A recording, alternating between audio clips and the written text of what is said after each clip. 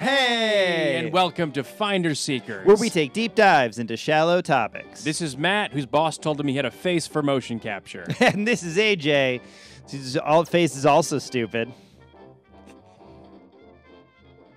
And if you haven't guessed from our whip-like banter, today we're covering financial systems. But not how they work. That'd be too useful. No, we're covering their relationship to superheroes, and how the popularity of superheroes can predict economic recessions. Or how economic recessions can predict the popularity of superheroes. I can't do this today. Or can you not, if you can't, or to not today, if you can't.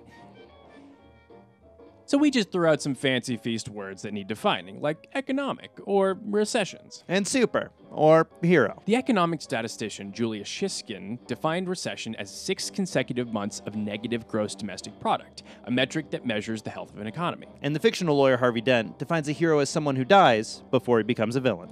With these two rough definitions, the benefit of too much time on your hands and not enough social skills, we can see a pattern starting to emerge.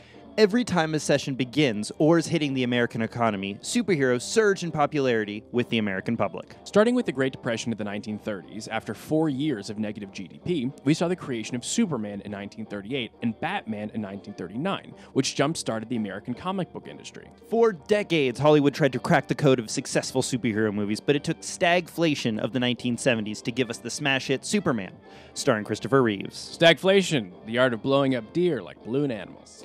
Or the dramatic rise in inflation and unemployment.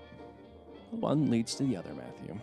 And it wasn't until the oil price shock of the 90s, coupled with its recession, that we got the first successful Batman films, Tim Burton's Batman and Batman Returns. Not wanting to be left out, Marvel finally struck it big in 2008 when Iron Man debuted with huge commercial and critical success right in the middle of the subprime mortgage crisis and the Great Recession. Unless we consider this a new or distinctly American phenomenon, we can look all the way back to the first modern economic collapse. The Beanie Baby Bubble. That's right, the Spanish currency crisis of the late 16th century. A recession caused by inflation due to the influx of gold from the New World led to Europe's first superhero, the ingenious nobleman Mr. Quixote of La Mancha, or as we know him, Don Quixote. From this, a clear pattern emerges. Matt is interested in really boring stuff. But the question still remains, why do superheroes become popular during economic downturns? 2 reasons. First, after most recessions, people tend to shift blame to major financial institutions. Then, superhero films like Superman, Iron Man, and Spider-Man fight villains that represent these institutions. Lex Luthor, Obadiah Stane, and Norman Osborn are all seen as cold, calculated businessmen who want nothing but money and power, which gives people a sense of justice when we see them taken down. The second, as any 5-year-old will tell you, is that they don't want to be saved by Batman, they want to be Batman.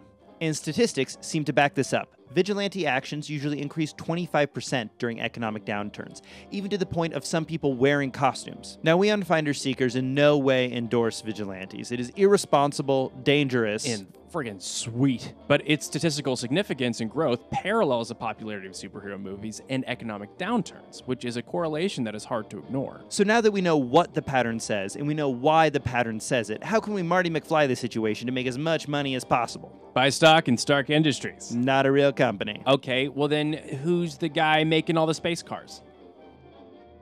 That's all the time we have for this week. If you have any stock picks based on superhero fan theories, please recommend them down below. And don't forget to subscribe. Until next time, I'm AJ. And I'm not, and this is Finder Seekers.